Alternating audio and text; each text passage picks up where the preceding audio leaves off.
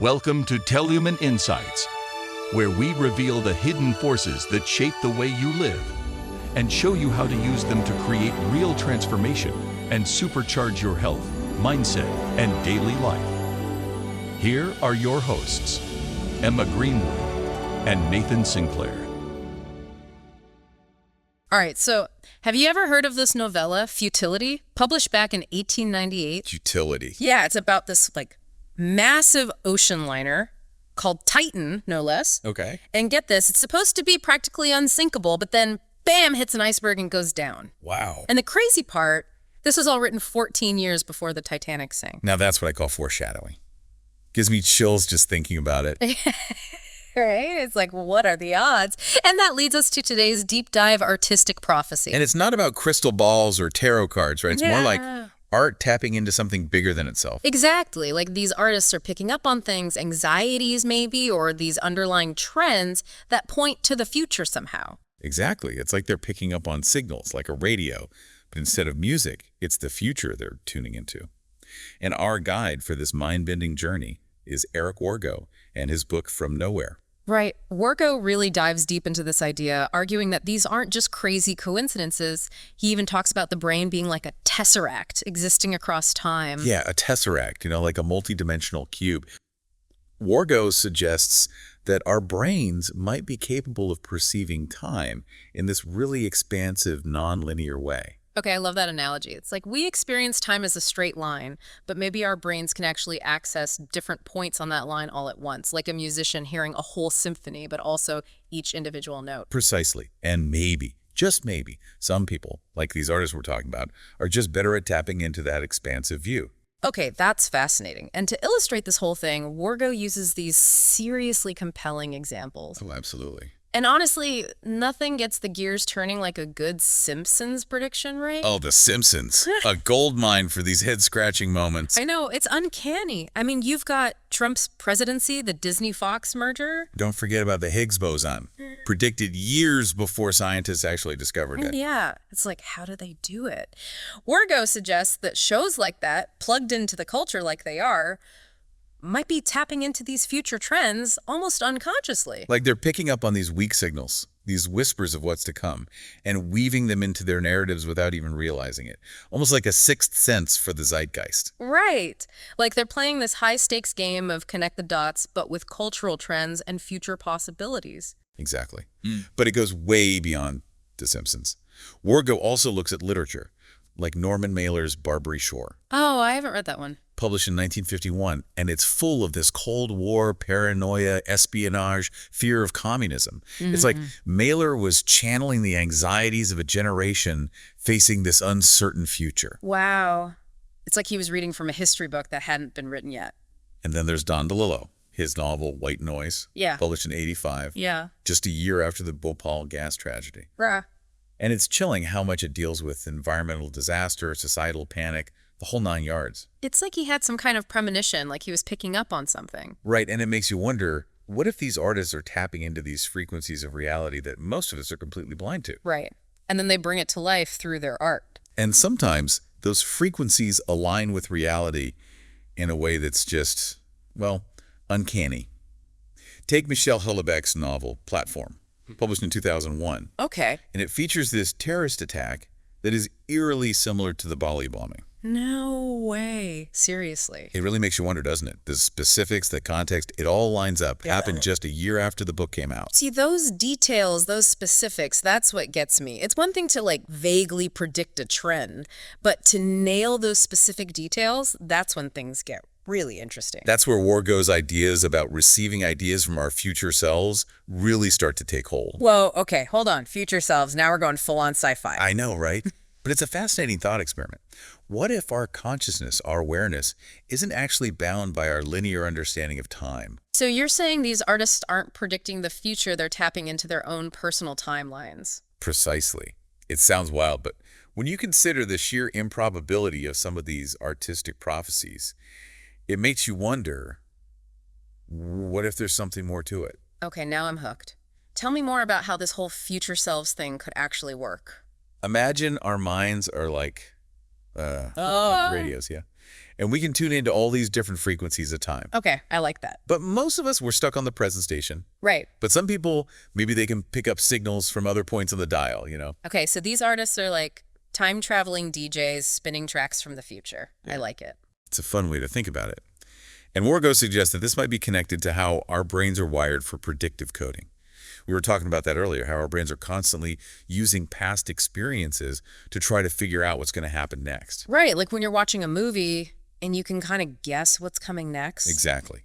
Now imagine someone whose predictive coding is so sharp that they're not just predicting the next scene, but they're catching glimpses of different storylines altogether, possibilities that haven't even unfolded yet.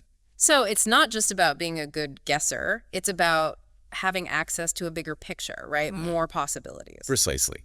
And maybe, just maybe, that bigger picture includes whispers and echoes from their own future selves. Okay, I'm starting to see how this connects to those specific, almost too weird to be true examples. But is there like a scientific side to this? Could future sensing actually be possible, like in our brains? How? Absolutely. Wargo explores the idea of altered states of consciousness. Like, he looks at things like shamanism. Okay, I have to admit, the shamanism thing has always seemed a bit out there to me. I hear you. But what if these altered states, whether it's through meditation or deep focus, even vivid dreams, allow the brain to shift gears? Like, it's processing information in a way that we don't normally have access to in our everyday lives. So it's not about literally seeing the future, but rather tapping into a different mode of perception. Exactly. And you know, there's actually a lot of research on dreams now that's showing just how powerful our sleeping brains can be. Dreams can help us process emotions, memories, but what if they're also giving us peeks into our own futures? Like a window into what could be. Exactly. Think about those times you wake up from a dream and it feels so real, so vivid, that it stays with you all day. What if those dreams are more than just random neural firings? What if they're glimpses into potential paths, warnings, or even sources of inspiration? You know, now you've got me thinking I need to start keeping a dream journal. But this whole idea of altered states, it reminds me of that example Wargo gives about Project Cassandra. Oh yes, the German Ministry of Defense. That's a fascinating one. They were using literature to try to predict social unrest, right? Like, seriously? It sounds crazy, but it was a real project. They were analyzing novels, poems, plays, all of it, looking for those emotional undercurrents, anxieties, frustrations, anything that might be an early warning sign of potential conflict. And it worked. They could actually predict the future based on what people were writing. Predicting the future is always a tricky business, even for intelligence agencies. But they had some pretty remarkable successes, like they analyzed Algerian literature and predicted a wave of civil unrest 2 years before it happened. Whoa. Right? It's like they were reading between the lines, not just of the text, but of society itself. Exactly. It's amazing. But there's still this big question for me. If artists are tapping into these future frequencies, are they just observing, or can they actually change the future with their work? Now, that is the million-dollar question. Yeah. And it takes us to one of the most mind-blowing ideas here. What if time isn't a one-way street? What if, by tapping into the future, these artists are actually shaping it? Whoa. Okay. That is next level. Right. But we've talked about how this might be possible.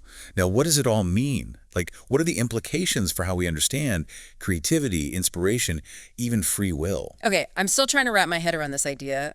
Artists, you know, not just observing the future, but actually changing it. It's a lot. It's huge, right? This whole idea that time isn't a one-way street, it's more like a loop. Yeah. Where everything's connected. Okay. Yeah, and this connects to what Wargo talks about with eternalism. Eternalism. Okay. You're going to have to break that one down for me. So basically, it's this idea that all moments in time, they exist equally. Like right now, in the Big Bang, they're all happening at the same time. Whoa. It challenges our whole way of thinking about past, present, future. Right. So instead of time being like a straight line, it's more like, I don't know, the universe is this big DVD and we're just jumping between chapters, but all the chapters are always there. Does that make sense? Exactly. That's a perfect analogy. And if that's true, then maybe what we call the future is just all these possibilities just waiting for us to step into them. And these artists, through their work, they're like catching glimpses of those other chapters, those possibilities. And by sharing those glimpses, they're kind of nudging us, pushing us towards one direction or another. Right. It's like their art becomes this bridge between what is and what could be. So it's less about knowing the future for sure, and more about opening our minds to all these different possibilities. Absolutely. We're not just along for the ride. We're hoping to write the story. Okay, now that is both empowering and kinda terrifying at the same time. Right. But if we're all connected to this web of possibilities, this, like you said, eternal now, does that mean that we all have this potential to, I don't know, sense the future? Even if we're not, artists in the traditional sense. That's the question, isn't it? And this is where Wargo brings in some really interesting ideas from Eastern philosophy, specifically the Zen Buddhist concept of the unborn. The unborn. All right, you've officially lost me. Think about it as like that pure awareness before we even have thoughts, before we divide everything up into past, present, future. It's just pure potential. So it's like a state of just being present, like fully in the moment. Yes, exactly. And maybe Wargo suggests that by tapping into our creativity, whether it's through art or meditation, just quiet contemplation, we can get closer to that state. I like that. We quiet the noise, and then we can start to hear those whispers, those hints from our future selves trying to guide us. So what you're saying is we've all got a little bit of that artistic prophecy in us, that connection to something bigger. Precisely. And it doesn't mean you have to be the next Picasso, right? Just pay attention to those moments of inspiration, the gut feelings, the dreams that stick with you. Those might be glimpses into your own possibilities. I love that. So it's not just about expressing ourselves, it's about shaping our future. That's inspiring. And it makes you think differently about all those little creative things we do, right? That story you want to write, the song in the shower. What if those are more than just fleeting thoughts? What if they're seeds? Seeds of possibility. It's like Wargo says, right? The future is not something that happens to us. It's something we participate in creating. Man, this whole conversation has been amazing. We're not just along for the ride, are we? We're co-creators. That's incredible. Couldn't have said it better myself. A huge thank you to all our listeners for joining us on this deep dive.